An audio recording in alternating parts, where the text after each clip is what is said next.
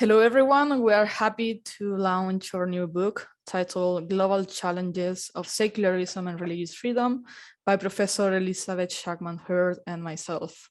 I'm happy to chat now with Professor Hurd to talk about this new book published by Otros Cruces. Welcome, Professor Hurd. Thank you for joining us today. How are you? I'm doing well. Thank you, Ely. It is such an honor to be here. I want to congratulate Otros Cruces and you and Nicholas on putting together this wonderful publication. I'm really very grateful for everything that you've done to create a new conversation, to bring my work to new audiences, and to spark interest in these topics of religion and public life. Okay, thank you. So can you tell us about the new book? What is the book about? Yeah, so the book is very exciting. It introduces my work on the politics of secularism and religious freedom to a new audience. And it's specifically written from the perspective of national and international politics. So there's a global focus, there's a global international flavor to this work that I think will be nice for inviting a new conversation with Latin American readers and scholars.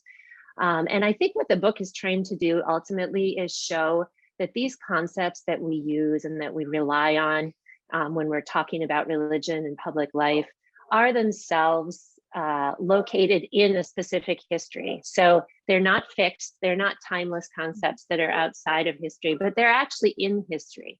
And the book is kind of showing us how to think about it in those terms, how to think about the fact that the world is just more complex than these concepts often allow, and that the ways that we live, human plurality, human diversity, really can't be captured well by the secular religious divide. And we've come to over-rely on those terms, I think, almost like a crutch.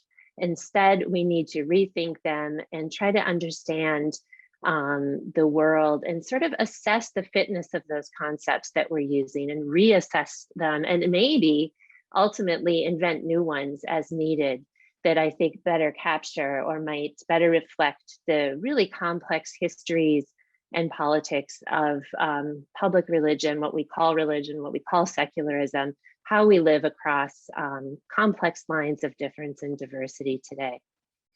Okay, thank you. So let's talk about the audience. Who should read this book? Everyone and their mother. No, who should read this book?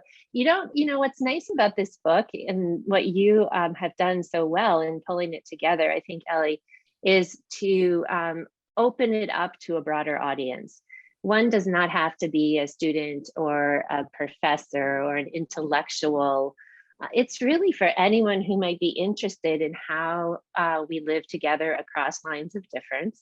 And those lines are often defined in religious terms, and they become very entrenched. So secular people think I could never get along with very religious people and vice versa. And this is a way to experiment with new ways of thinking about that divide that goes beyond the culture wars, that is not such an us versus them mentality, but more of what if we open up the question and we ask it in new ways, and we invite people to the table who we thought we would never talk to, and try to rethink where we are and what we're doing when we use these terms. It's also, I think, going to be interesting for people to read who are worried about violence against minorities and the marginalized. Those kinds of exclusions are often justified in terms that invoke religion and the secular. And it's important, I think, for people who are concerned about their well-being, people who are in the media, who cover issues that involve religious diversity and religion in public.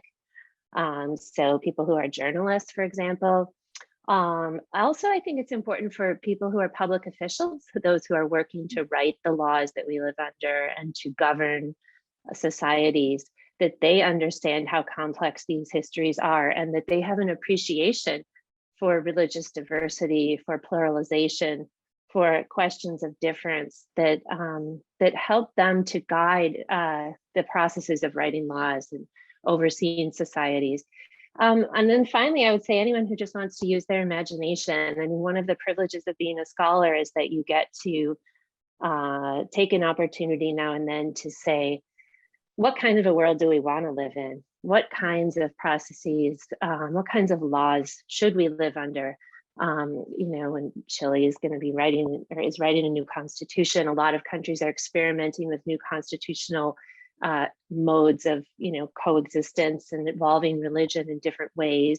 And so how should we think about these issues? How should we think and write and speak beyond that secular versus religious kind of tiresome divide that I think divides societies and polarizes them in ways that are not necessarily inevitable? So you mentioned that everyone should read this book, and I have to say that this is the first time that we're publishing a book in Spanish and in English. So we're also opening up our frontiers, like our language frontiers, to publish this book also for the English speaker world. But I would like to know, in your opinion, what is the contribution of this book for or to the Spanish speaker world? Yeah, this is so important. I think that there are a number of contributions that this conversation could make to the Spanish speaking world. First of all, I think that there has not been a sustained, serious discussion of some of this work and others who are doing similar work among Spanish speaking communities. And it's just invaluable to have this in translation, because really the assumption that everyone who is Spanish speaking, Spanish reading should have to read my work in English is itself very problematic and is a symptom of the kind of colonial mindset that I think so many of us would like to overcome through this work in part. And so an essential ingredient in that process is to ensure that it's available in Spanish for starters. And that will help to invite readers who might otherwise not want to take the extra time that it takes or the extra effort that it takes to access these debates in English. So I think it's a really important marker. I also think that just in the context of religion and politics in Latin America, every national context is different. They all have their own dynamics, have their own histories, and there are certain family resemblances across these contexts, and obviously certain shared histories that are very evident linguistically, culturally, and so on across various regions in the Spanish-speaking world. At the same time, I think that these particular perspectives, these particular critical perspectives, kind of a humanistic social scientific approach to the politics and history of secularism and religious freedom is not something that is going to be as commonly found in these debates. So it's a new contribution, a new perspective on religion and politics for the Spanish-speaking countries, for Latin America in particular. Finally, I think that, and this is something that your work is doing, Ely, this is such an important moment for truly globalizing these conversations and for opening them up, not only in the direction of my work being translated into other languages, but also the access that this offers me to debates that are going on in other places. So this is a two-way street, this global North-South conversation.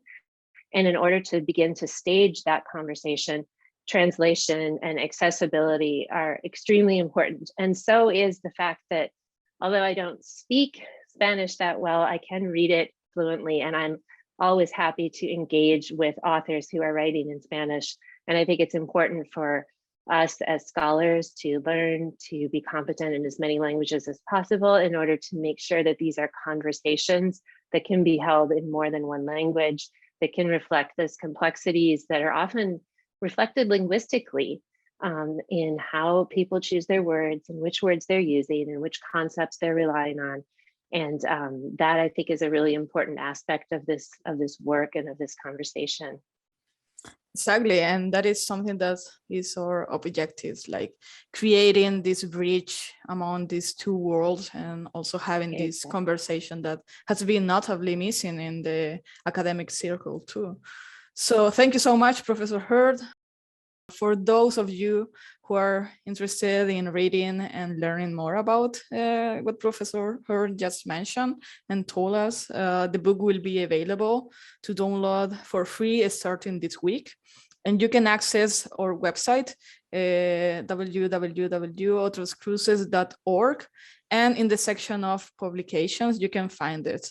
And it will also be available on all of our social platforms and social networks such as Instagram, Facebook, and Twitter. So you can find us as Otros Cruces. Thank you so much. Thank you.